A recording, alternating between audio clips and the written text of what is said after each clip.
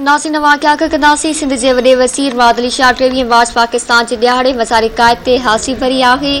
उन मौक़े ते ॻाल्हाईंदे वॾे वज़ीर मादली शाह चयो त पाकिस्तान असां वॾी जिदोजहद खां पोइ हासिल कयो। हुन चयो त मुल्क जे वक़ा ऐं हिफ़ाज़त असां सभिनी जो फ़र्ज़ आहे। सभिनी खे जौहरीयत जी मज़बूती लाइ कमु करणो पवंदो। अॼोके ॾियारे ते पाकिस्तान जी सलामती जो अहद करणु घुरिजे।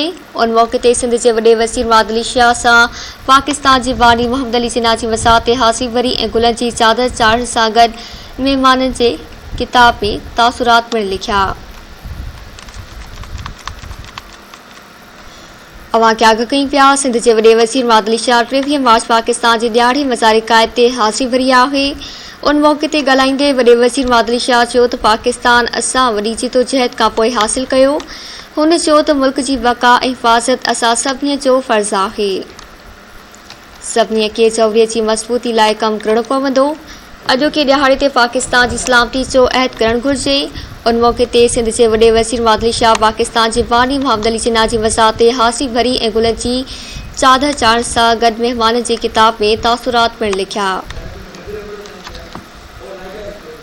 कराची में अपडेट सवाल कंदासीं धरती टीवी के रिपोर्टर शबीर लाशारी का। जी शबीर आगा कजो।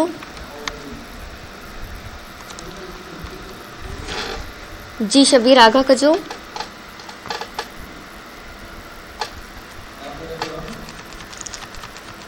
जी नासी कोशिश कंदासीं त शबीर लाशारी सां असांजो राब्तो थिए। ब्रेकिंग न्यूज़ आवाज़ सां शेयर कई पिया। सिंध के वॾे वज़ीर मादली शाह 23 मार्च पाकिस्तान के ॾियारे ते मज़ार क़ाइद ते हासी भरी आहे। उन मौक़े ते ॻाल्हाईंदे वॾे वज़ीर मादली शाह चयो त पाकिस्तान असां वॾी जिदोजहद खां पोइ हासिल कयो आहे।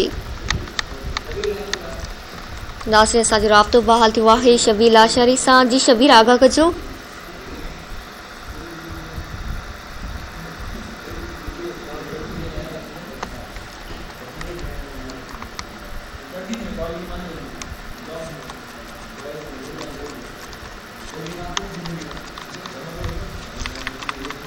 नाज़रीन वाक़िया कई पिया। सिंध के वॾे वज़ीर मादली शाह 23 मार्च पाकिस्तान के ॾियारे मज़ार क़ाइद ते हासी भरी आहे। उन मौक़े ते ॻाल्हाईंदे वॾे वज़ीर मुराद अली शाह चयो त पाकिस्तान असां वॾी जिदोजहद खां पोइ हासिल कयो आहे।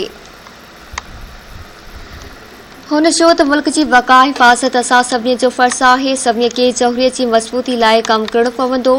अॼोके ॾियारे ते पाकिस्तान जी सलामती जो अहद करणु घुरिजे।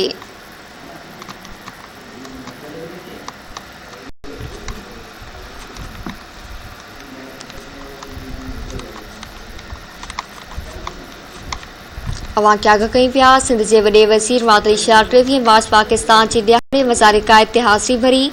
उन मौक़े ते ॻाल्हाईंदे वॾे वज़ीर मादली शाह चयो त पाकिस्तान असां वॾी जिदोजहद खां पोइ हासिल कयो। हुन चयो त मुल्क जी वक़ा हिफ़ाज़त असां सभिनी जो फ़र्ज़ आहे। सभिनी खे जौहरीयत जी मज़बूती लाइ कमु करणो पवंदो।